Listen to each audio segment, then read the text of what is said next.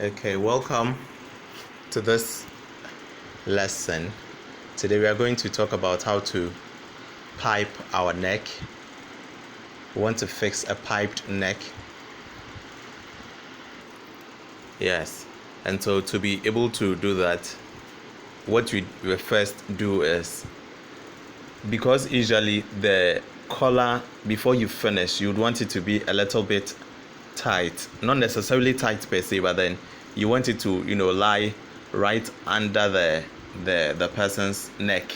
You don't want it to be very loose, and because of that, what you do first is you cut this, you open up your neck hole a bit wider, so that as you pipe, you'll be able to pull it and make it a little bit smaller, so that it's able to lie very flat around the neck hole. That's one principle that you really have to take note of. And so the first thing you do is, after you have opened your neck hole to make it a little bit wider than the normal neck hole you would have used for your button shirt and whatever collar, you would now take the measurement from this very end all around to the other end. And so after you do that, you then go and then cut your piped bias.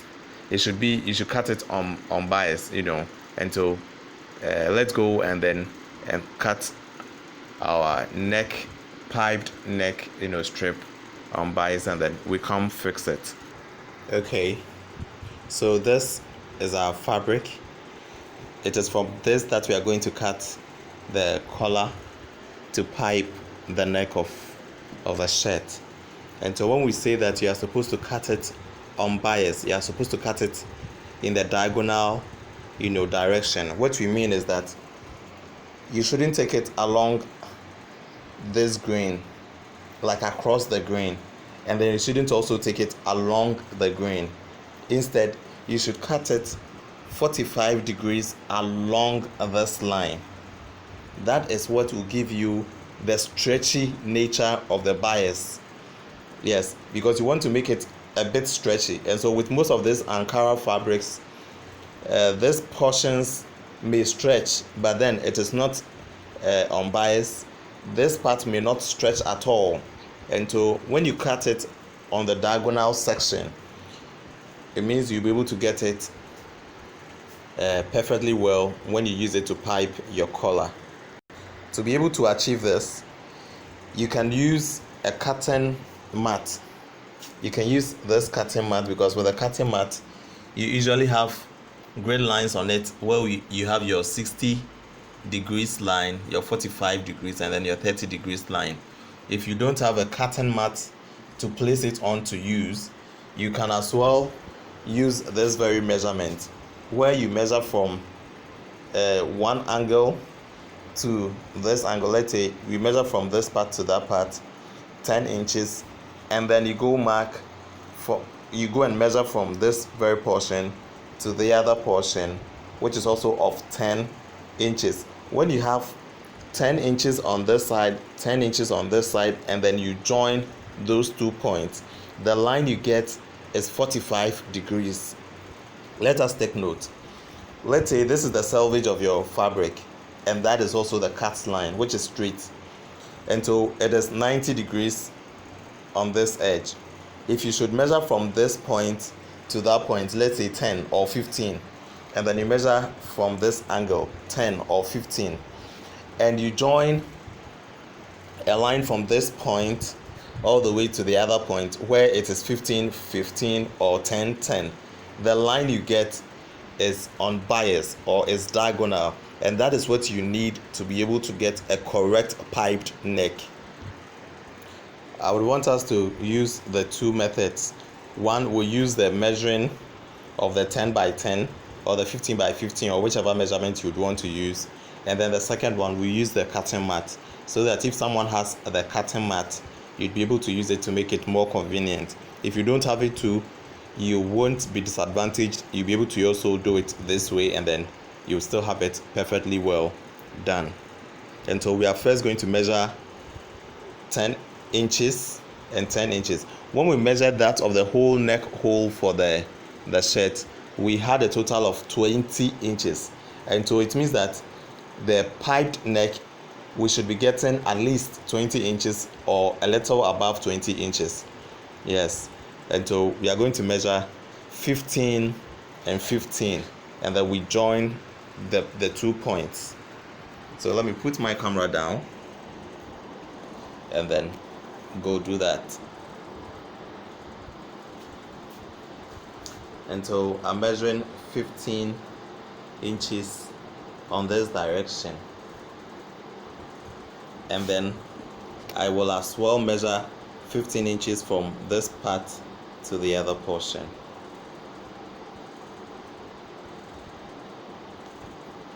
And so once I have 15 inches here and then 15 inches there, the line is quite faint, 15 inches here, it means that when we have to join these 2 points, we'll be able to get 45 degrees perfectly well.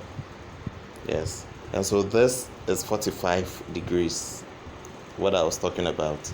This is 45 degrees. And so we are going to mark a line, and then the width that you want to use for your piped neck, if you want to use, let's say, 3/4, you would have to you may need about 1.5.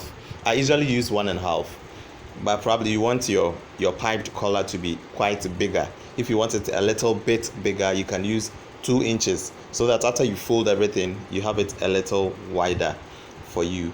But I would go with 1.5 in this very case. And so let me first draw my line, and then I'll go to the next line where the width will be 1.5. Okay, so we join it. This is our first 45 degrees. This is the line. It's quite faint, but I hope we've just understood that we draw our first line, and then we draw another line of 1.5 inches width. 1.5 inches. We want to make it 1.5 inches wide, so that after we folded everything into the bias, we'll be able to get everything perfectly well. Okay, and so we have these 2 lines. And so let's measure and see if we'll be able to get the 20 inches that we need for the collar. Okay, I measure this, and then I'm having 21, which is even more than the 20 inches we obtained after we measured the whole neck hole. And so we can use this, and so I'm going to cut it now, and then we continue.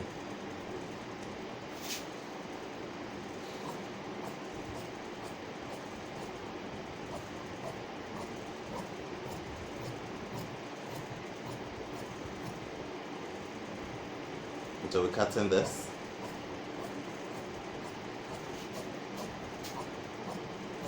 This is the very first step to arrive at a perfect piped collar. If you're able to get it like this, it means it's able to stretch a bit. I don't want to stretch it so much, but then it's able to stretch. So now we put these away, and then we work with our collar.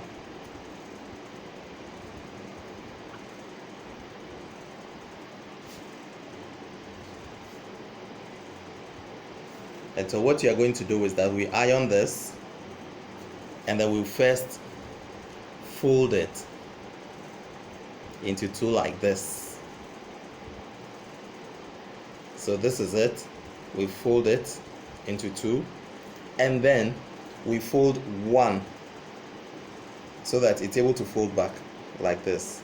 And so let me go and then iron it. So we are folding it and ironing as well.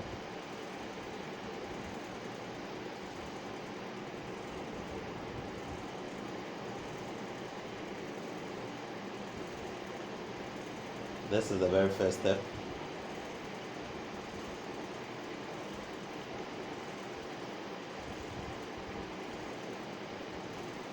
Then we go to the next step, where we fold this, the just one like this again, and so we are folding this to make sure that it ends at the center of where we folded the very first one.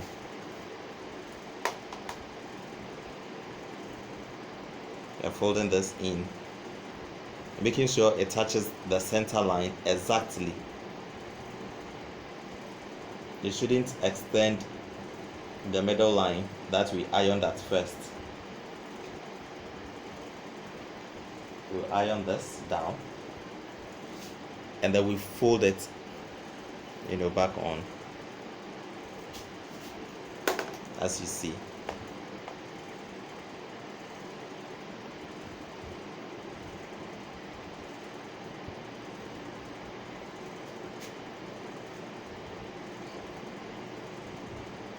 Yes.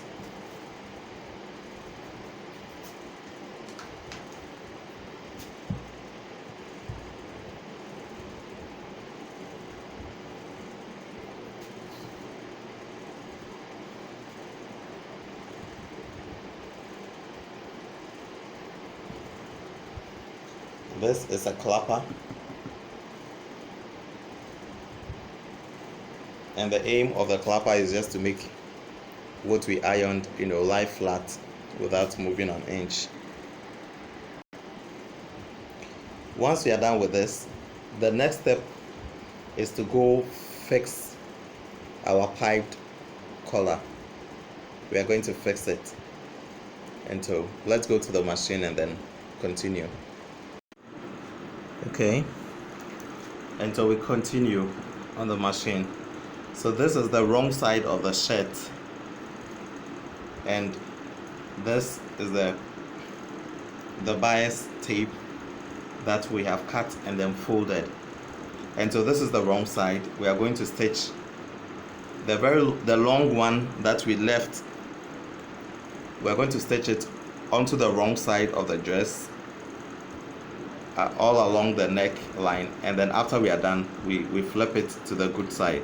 And so with this, we are making sure that the bias tape is longer than the neck hole itself where we are going to stitch. And so when you are stitching, what you do is that you try to pull this bias tape. You pull it, but then you don't pull the dress or the shirt neck hole itself. You don't pull this, but then you pull the bias, and then you don't pull it in addition to the one that you folded on. You just pull this very side only so that you sew along. And so we are going to do that right now. Okay, and so I'm pulling this, but then I'm not pulling the neck hole itself. I'm pulling this, yes, and so I'm stretching and pulling the bias tape backwards, but then leaving the shirt neck hole itself. As I sew along, I pull it, and then I do all the adjustments needed.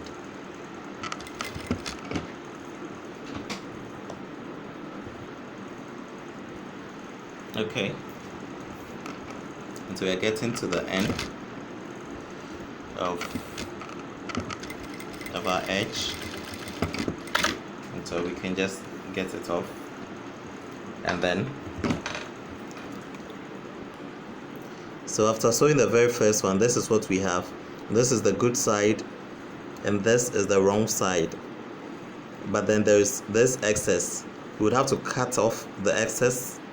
We flip this, and then we'll flip it back on so that we top stitch on the good side as we go along. And so that's what we're going to do right now. So we're going to cut this off.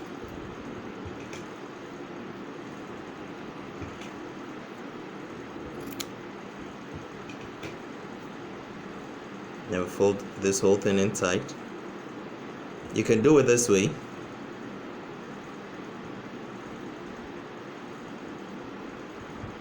You can do it this way, and then you top stitch, right? Yes, you can do it this way and then top stitch, or better still, you can do it this way. You first top stitch it here, you cut the excess, and then you flip it to the side. Any of the means that you prefer to use, you can use it. This is just for convenience sake. That's how come I'm doing it this way. And this makes it quite faster. Okay, and so we are now going to stitch.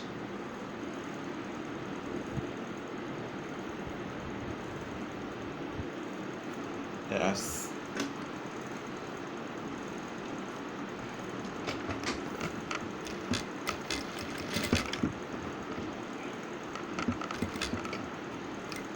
Okay. And so because we pulled the very first one, on top too, we would have to be pulling it just a bit, making sure that it covers the first thread that we used, when we sewed at the back, because we don't want that part to show. The thread that we used for the back, we don't want it to show on the good side. And so we're making sure that we pull this very one on top so that it covers the first seam we did, whilst we sew on the very, very edge to make it nice for us.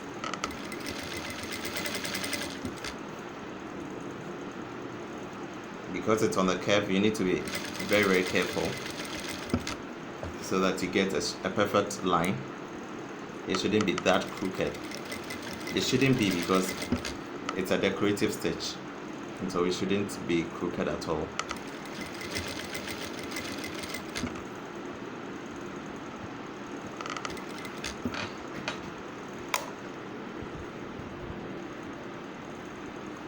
Okay. And so as we are getting to the end, we do the same thing as we did for the beginning. You can fold this inside a bit. You fold that one inside too, so that you have an arrow kind of thing, and then you flip it all backwards, and then you'll be able to fold this on. You'll be able to fold this on.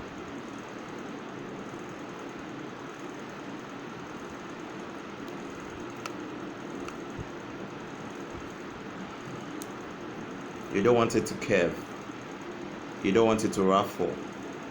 You want it to be very smooth as you get to the very end.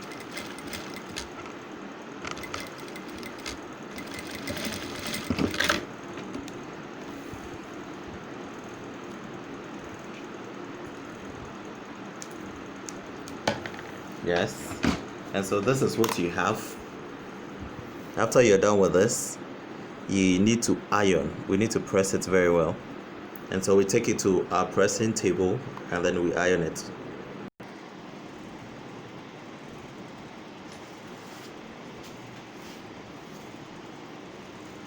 So we put it on. Yes. And then we give it a good press all along. We give it a good press. We iron it so that it lies flat without any folds along it. Yes. You iron it neatly.